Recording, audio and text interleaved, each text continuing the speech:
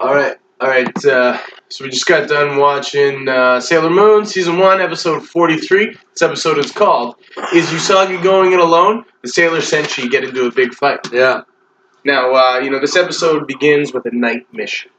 Yeah, and it begins with Sailor Moon saying she's tired of this. She's tired of this crap. And, I get it. She's been at it for a long time. The crew's getting a little tired of each other's antics and each other's personalities. Well, and specifically, we've seen the infighting and the sort of the sides of Sailor Mars and Sailor Moon really rise to a certain level of tension here, Yeah. That's boiled up. Yeah. This episode felt action-packed and quick.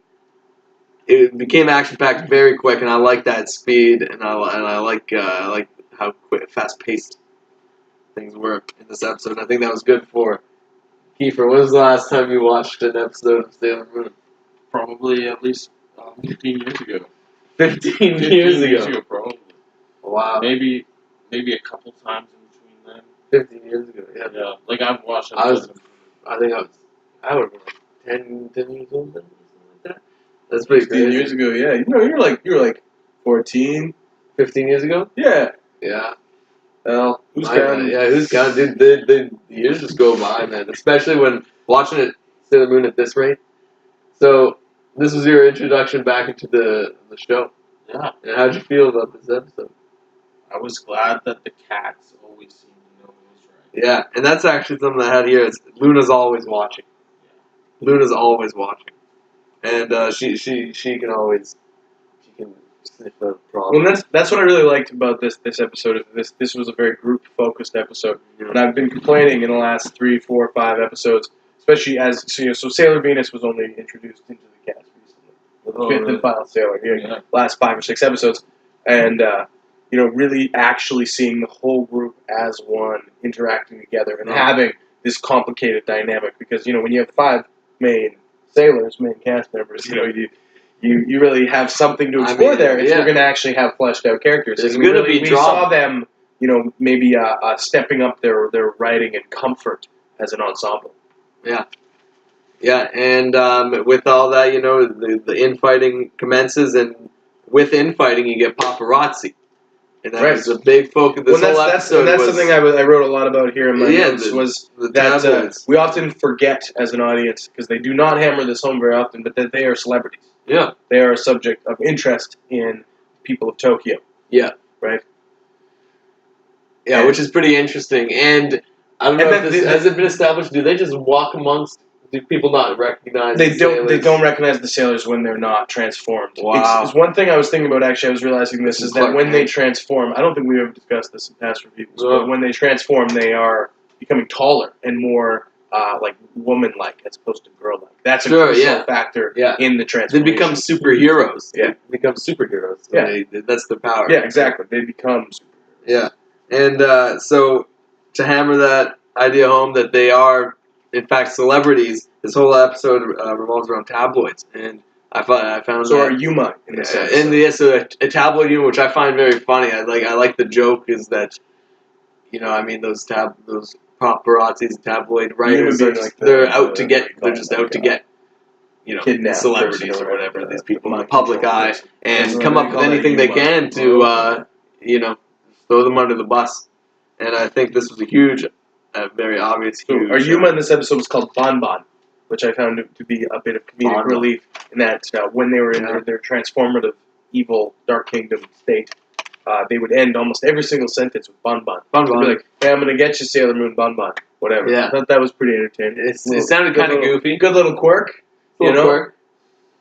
Bon Bon. Yeah. It just made me think about candy. Bonbons. Yeah. In French, candy.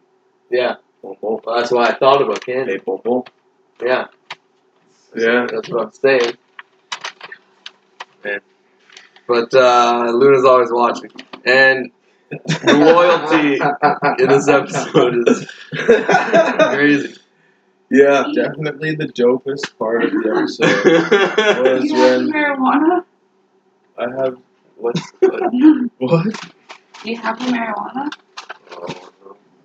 Wait, you have some on you? You have some of that? You got some of that cut? Is it indica? No. Yeah. Do you know if the joint is indica? You don't know what it is, or you don't know? Don't know what it is. Oh. It's probably Maybe good it's stuff. It's only video. We're filming a Sailor Moon review right now, for real. This is the Nice. biography of this episode that we watched. We took some notes. Yeah. Kiefer took notes. This is Kiefer's indoctrination into Sailor Moon watching. Yeah, and Sailor Moon reviews as well. Yeah. Right on. Did you watch Sailor Moon as a kid? Yeah. Okay. We were just getting to the part Cool. where Oh, sorry for the interrupting. bad guy Sorry. he opens the door to the Dark Kingdom, and that was definitely my favorite. Oh yeah, when the Sailor Moon was brought into pure total discomfort with that. I want to go back though. I want to go back to when she gets Usagi as the schoolgirl gets tackled by harassed, so to speak, by the paparazzi character, right? And she refers to herself or refers to Sailor Moon. She's like, Sailor Moon can leave whatever she wants. She's the best sailor. She's cute and sweet. Yeah, cute Pretty and funny. sweet. Yeah, pretty funny stuff. Yeah. We got Bon Bon and we got cute and sweet. That's Cute funny and stuff. sweet. Man, if someone called me cute and sweet, You could just fry me up, just fry me up into a little bonbon. little Bon Bon. Blow me up into a little bonbon candy. Yeah. Okay, so this episode, most importantly than anything, really establishes how friendship is a crucial factor in this Yeah, show. loyalty. It's about loyalty. Friendship. They're all amongst all this infighting, of course. It's just because they're all friends and they love each other. and it just comes down to the loyalty. Love always, to love one another, you need to have conflict. Because that's how you progress. Yeah. Right. And that's what I found interesting. Was that I think Sailor Mars is progressing as a friend and as a character. I think Usagi is stagnating. That is part of her character. Because she's a crybaby, she's gonna She's a stagnate. crybaby. And I mean, we get crybaby Usagi Well, back in she's so focused on Indy on Tuxedo Mask, Yeah. whereas the girls are more interested in a greater good, right? And that's where her flaw is. But she is the sort of the destined one, the God's chosen, so to speak. Yeah. I mean, and even at the end of this episode, they call Usagi a crybaby. Yeah. I forgot about that. But they all have a little lull about it. Lull, eh? Yeah. You got anything else? And at the end, I think it's Mars and Usagi zooms in on their faces or whatever, and I'm sick of this at the same time. Did you say sick of this at the same time? Of the celebrity. Yeah. Or of the paparazzi or tabloid writing. Yeah. And so I think I'm curious to see. I'm very eager and I'm excited, to watch the next episode. I can hardly contain myself. I can't wait to watch the next episode because I can't. What's gonna happen? Are they tired of being sailors? They're sick of it. So I wonder if it's gonna just be. We're getting towards that proper season finale too. I think 50 episodes is where the season ends in theory. I don't really know. Yeah. So I haven't looked ahead much. But, yeah. You got anything? You got any points to make?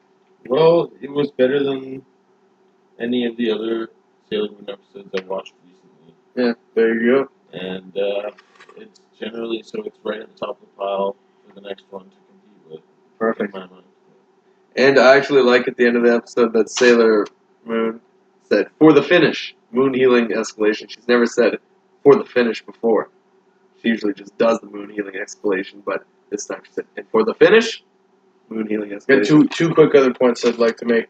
So I don't know if you noticed, but there's a scene, and it was the scene I talked about earlier where the paparazzi, Yuma, comes to ask Usagi and her friend Misato, I believe, about the the sailors or whatever for paparazzi info. Oh, you've been saved by something, blah blah. Yeah. You guys notice the bird sounds?